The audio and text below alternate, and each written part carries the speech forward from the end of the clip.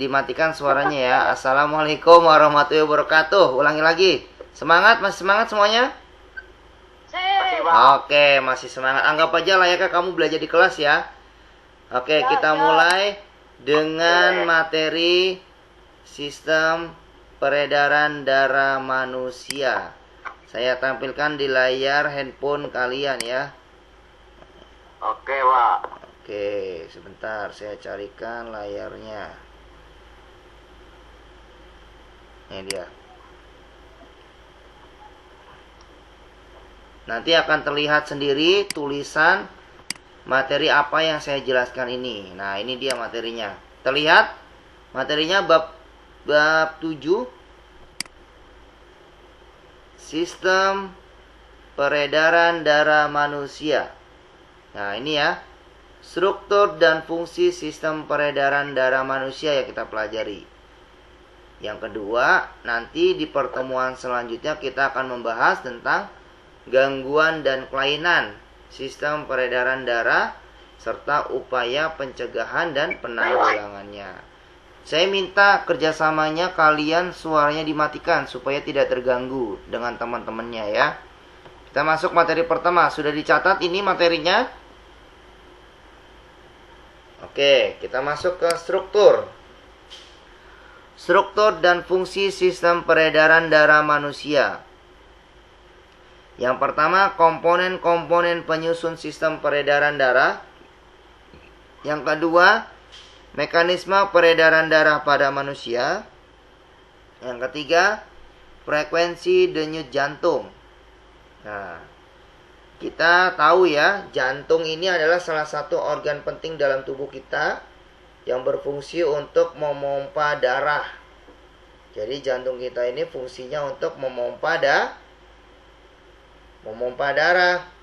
Nah, ketika dipompa darahnya, maka darah itu akan mengalir ke seluruh tubuh dan ke organ tubuh lainnya.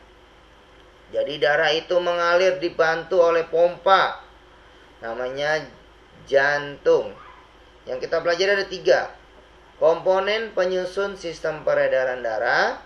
Yang kedua, mekanisme peredaran darah pada manusia. Yang ketiga, frekuensi denyut jantung. Kita klik komponen penyusun sistem peredaran darah. Ada 3 yang kita pelajari. Ada darah, ada jantung, ada pembuluh darah ya. Ada darah, ada jantung, apalagi satunya? Sistem pembuluh darah ya. Bisa dimengerti semuanya di sini?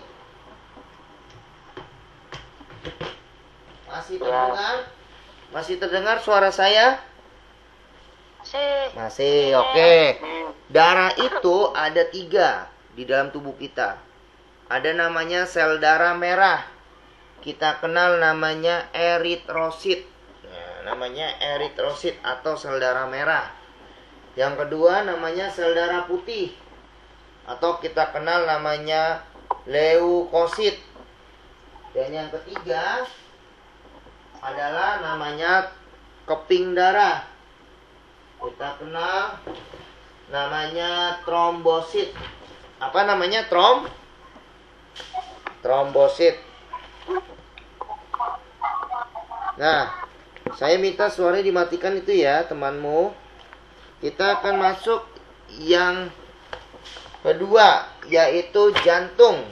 Ada terdiri atas 4 ruang. Bekerja dengan cara kontraksi dan relaksasi. Jadi tempat ini terdapat 4 ruang, yaitu atrium kanan dan atrium kiri. Kemudian ventrikel kanan dan ventrikel kiri. Mungkin kalian kenalnya dulu namanya serambi kanan, serambi kiri ya. Kemudian bilik kanan dan bilik kiri. Nah, itu adalah 4 ruang jantung di dalam jantung ya. Kemudian ada lagi bekerja dengan cara kontraksi dan relaksasi. Jadi jantung kita ini bekerja secara berkontraksi. Berarti jantung ini memompa darah ya. Dipompa darahnya masuk ke dalam jantung. Kalau berelaksasi berarti dia rileks. Jantungnya tidak terlalu cepat. Atau jantung ini dalam keadaan rileks ya. Jadi kalau dada kamu berdetak lebih cepat, jantung kamu berdetak lebih cepat, itu sedang berkontraksi. Kalau berelaksasi biasanya pada saat kamu istirahat, seperti tidur ya, seperti makan, itu sedang berelaksasi. Yang ketiga, namanya pembuluh darah. Yaitu ada pembuluh nadi, pembuluh balik, dan pembuluh kapiler ya. Pembuluh nadi itu biasa kita kenal adalah arteri. Namanya arteri. Sedangkan pembuluh balik namanya adalah vena. Pakainya V, vena. Sedangkan pembuluh kapiler adalah pembuluh darah yang menghubungkan antara pembuluh nadi dan pembuluh balik. Namanya pembuluh kapiler. Jadi menghubungkan nih antara pembuluh nadi dan pembuluh balik. Di mana pembuluh nadi ini banyak mengandung dan membawa darah, membawa oksigen. Sedangkan pembuluh balik biasanya membawa karbon dioksida ke seluruh tubuh. Jadi ini adalah saluran ya, saluran dari darah, namanya pembuluh darah. Kalau mungkin kalian kenal sehari-hari, kita kenal namanya urat. Urat nadi. Ya, tuh banyak uratnya tuh di tangan, banyak nadinya, kalau dipotong bahaya gitu ya, jangan ya. Itu namanya pembuluh darah untuk mengalirkan darah ke seluruh tubuh yang dipompa oleh jantung. Lanjut ya. Oke, lanjut. Yang kedua, mekanisme peredaran darah pada manusia. Nah, ini adalah mekanismenya. Dari nomor 1, nah ini ada istilah kita kenal namanya atrium kanan. Atrium kanan. Nah, nomor 8.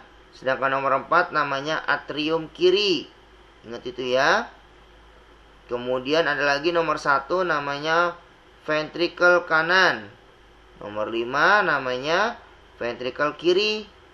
Jadi atrium kanan, atrium kiri. Ventricle kanan, ventricle kiri. Nah, di mana di nomor 8 dan nomor 4 ini adalah saluran yang pertama kali masuk dan keluar. Ini di mana kita akan mencoba membedakan mana yang peredaran darah kecil dan mana peredaran darah besar. Di mana mekanisme peredaran darah itu ada 2. Peredaran darah kecil dan peredaran darah besar. Peredaran darah kecil adalah darah dipompa dari jantung kemudian ke paru-paru nih, paru-paru kanan dan paru-paru kiri. Darah akan masuk lagi ke dalam jantung. Jadi istilahnya jantung, paru-paru, jantung. Itu namanya sistem peredaran darah kecil. Ya. Ini gambarnya seperti ini, kamu lihat di sebelah kanan. Ini adalah paru-paru kalian, paru-paru kanan dan paru-paru kiri. Kalau jantung itu organnya dilindungi oleh tulang dada. Kamu pegang dada kamu, di situ ada jantung ya. Kamu rasakan sendiri dak dikduk gitu ya, betul? Nah, sedangkan paru-paru kanan ini adalah bagian organ pernapasan dan kiri juga organ pernapasan, paru-paru kiri. Di mana paru-paru itu dilindungi oleh tulang rusuk, ya enggak? Betul ya? Nah, kita lihat masuk ke dalam sini. Nah, ini adalah proses peredaran darah kecil, di mana darah dipompa dari jantung ke ruang kutub, keluar ke paru-paru, masuk lagi ke dalam jantung. Paham ya? Kalau peredaran darah besar, berarti dari jantung ke seluruh tubuh kita sampai darah itu masuk lagi ke dalam jantung. Ya. Jadi seperti itulah peredaran darah besar dari jantung ke paru-paru, dari jantung ke seluruh tubuh masuk lagi ke dalam jantung. Nah, di sini ada pelajaran seperti dokter ya. Kalau kamu pelajari namanya pelajaran IPA. Ini belajar masuk ke biologi ya di IPA ini. Dimana pertama ketika melalui proses peredaran darah kecil, ya pertama adalah nomor 1 nih. Namanya ventrikel kanan. Nih ada namanya nih. Sorry, ketinggalan nih. Ventrikel kanan nomor 1. Dari ventrikel kanan ini dia atau dikenal juga namanya bilik apa serambi kalau ventrikel? Ayo. Ada yang tahu?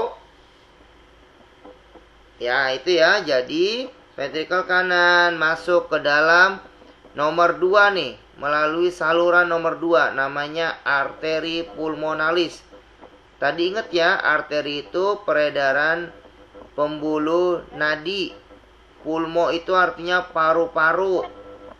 Nalis itu artinya saluran. Jadi, pembuluh darah pada saluran paru-paru nih. Berarti darah akan membawa oksigen masuk ke dalam paru-paru kanan dan paru-paru kiri. Melalui apa? Melalui kapiler ya. Kapiler itu menghubungkan antara arteri dan vena, saluran terkecilnya. Kemudian diedarkan ke seluruh paru-paru kanan dan paru-paru kiri. Kemudian dia akan masuk lagi ke dalam nomor 3 ya. Nomor 3 namanya nomor berapa nih? Nomor 11 ya. Nomor 11 namanya vena pulmonalis. Vena itu pembuluh balik. Darah itu akan kembali lagi masuk ke dalam jantung. Pulmo itu paru-paru, berarti pembuluh balik pada saluran paru-paru. Dia membawa karbon dioksida masuk ke dalam nomor 4 ya, masuk ke dalam nomor 4. Nah, selesai. Itulah sistem peredaran darah kecil dari jantung, paru-paru ke jantung lagi. Kemudian dari nomor 4, dia akan mengalami yang proses namanya atrium kiri. Atau yang kita kenal namanya adalah namanya itu atrium kiri ya. Namanya serambi ya. Jadi dia menuju ke atrium kiri, menuju ke katup nomor 5. Ya. Nomor 5 ini menuju ke ventrikel kiri. Kemudian dia akan keluar ya menuju saluran nomor 6 namanya aorta atau kita kenal pembuluh nadi pertama. Di aorta ini dia akan menuju saluran ya ke seluruh tubuh. Seluruh tubuh kalau di bagian nomor 7 menuju kapiler kepala dan tungkai depan. Jadi dia akan menuju seluruh tubuh, yaitu yang di atas menuju ke kepala seperti otak, telinga, mata ya. Mata, kemudian leher, bagian atas tubuh.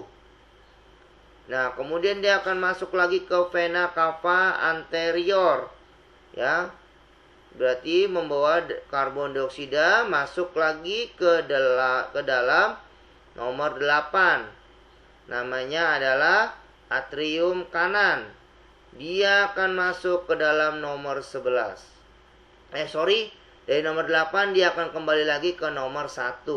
Ke ventrikel kanan. Kalau yang ini bagian atas. Kalau yang bagian bawah, dari aorta ada yang ke atas, ada yang ke bawah nih. Nah, yang ke bawah ini menuju ke aorta bagian bawah, yaitu kepada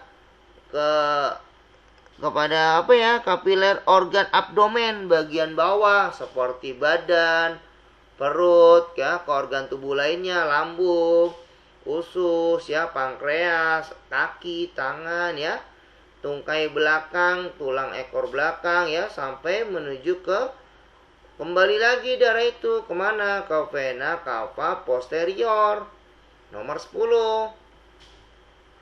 Dari nomor 10 ini akan masuk ke dalam nomor 8 kembali, yaitu atrium kanan, dan kembali masuk ke dalam ventrikel kanan. Nah, dari jantung ke seluruh tubuh, masuk lagi ke dalam jantung. Paham ya sampai sini ya? Ribet gak kira-kira? Bisa dipahami atau agak sedikit sulit ya? Bingung? Ya, urutannya ya. Paham semuanya? Halo, bisa mendengarkan suara Pak Fajar? Ya, itulah penjelasan dari peredaran darah kecil dan peredaran darah besar. Nah, selanjutnya yang ketiga adalah frekuensi denyutan jantung. Jadi jantung kita ini dipengaruhi oleh aktivitas tubuh. Misalkan, semakin kamu banyak melakukan aktivitas, semakin lelah, maka jantung kamu akan berdenyut lebih cepat. Contohnya, kamu berlari, kamu olahraga di sekolah, berkeliling lapangan di lapangan.